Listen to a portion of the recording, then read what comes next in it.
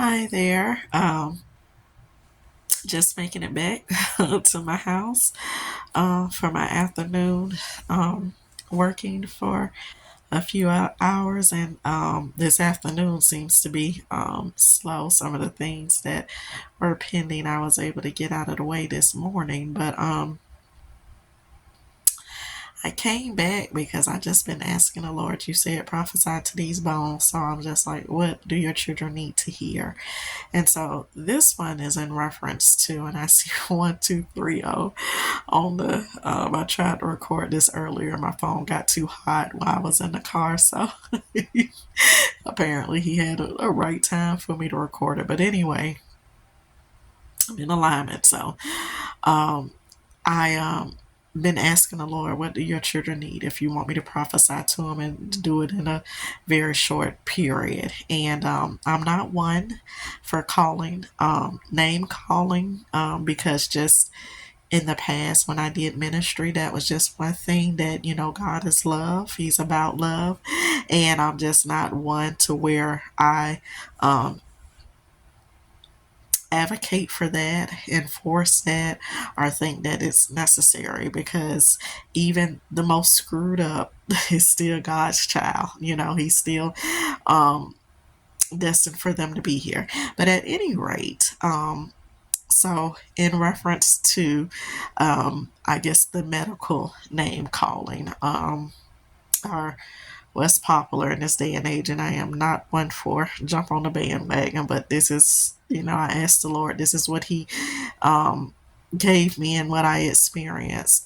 A lot of times when you're dealing with the Jezebel spirit or the narcissist type spirit, a lot of times it is about control.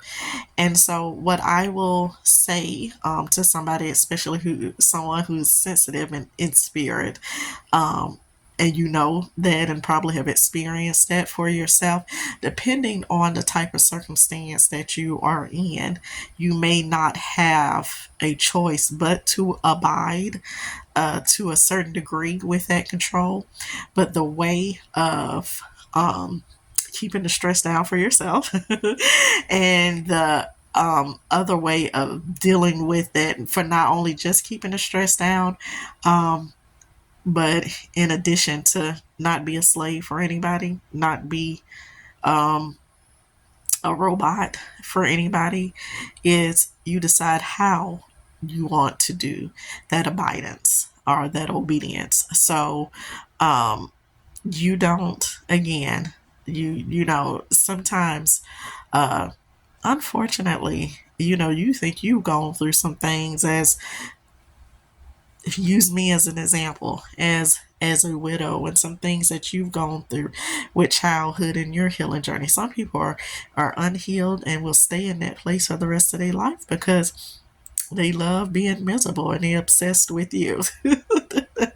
One way to help them in their obsession, to let them know that you're not there. You got too many other things going on and they're not even on the list, is to decide how you're going to how you're going to carry out that obedience. So again, depending on what role you at and where you at, sometimes you have no choice but to abide, but the way you decide to abide. So do it the right way, but sometimes you may have other priorities.